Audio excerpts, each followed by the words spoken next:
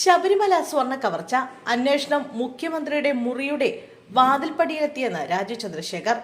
ശബരിമല സ്വർണ്ണ കവർച്ച കേസിൽ അന്വേഷണം എത്തി നിൽക്കുന്നത് മുഖ്യമന്ത്രിയുടെ മുറിയുടെ വാതിൽപ്പടിക്കലെന്ന് BJP സംസ്ഥാന അധ്യക്ഷൻ രാജീവ് ചന്ദ്രശേഖർ. പക്ഷേ പിടിക്കാൻ ധൈര്യമുള്ള ഓഫീസറുണ്ടോ?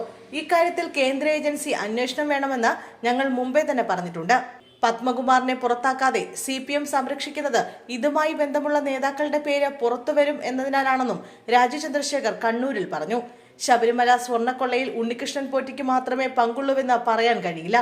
ഈ കാര്യത്തിൽ കേന്ദ്ര ഏജൻസി അന്വേഷിച്ച കുറ്റക്കാർ ആരായാലും ജയിലിൽ അടയ്ക്കണമെന്നുള്ളതാണ് BJPയുടെ നിലപാട്. അമ്പലത്തിൽ പോകുന്നവർ വിശ്വാസികളായിട്ട് പോകണം, കൊള്ളക്കാരായിട്ട് പോകരുത്. ഇങ്ങനെ ഒരു കൊള്ള നടത്താൻ ആർക്കും ധൈര്യം തോന്നുന്നുവെന്നും രാജീവ് ചന്ദ്രശേഖർ പറഞ്ഞു. ലോകത്തിൽ എല്ലാവരും വരുന്ന ക്ഷേത്രമാണിത്. അവിടെ വീഴ്ച പറ്റിയെന്നാണ് മുഖ്യമന്ത്രി പറയുന്നത്.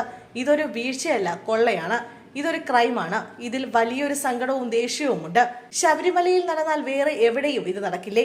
ശബരിമലയിൽ നടന്നത് വേറെ എവിടെയും ഇനി നടക്കാൻ പാടില്ല.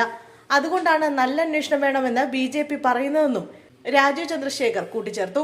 അതേസമയം ശബരിമലയിലെ സ്വർണ്ണമോഷണ കേസിൽ അന്വേഷണം ഉന്നതരിലേക്ക് നീങ്ങുമെന്നാണ് സൂചന.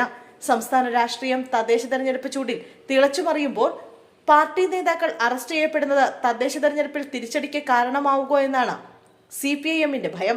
ഒന്നാം പിണറായി സർക്കാരിൽ ദേവസ്വം വകുപ്പ് മന്ത്രിയായിരുന്ന കടകംപള്ളി സുരേന്ദ്രനെ പ്രത്യേക അന്വേഷണ സംഘം ചോദ്യം ചെയ്തേക്കുന്ന വിവരവും പുറത്തുവരുന്നുണ്ട്.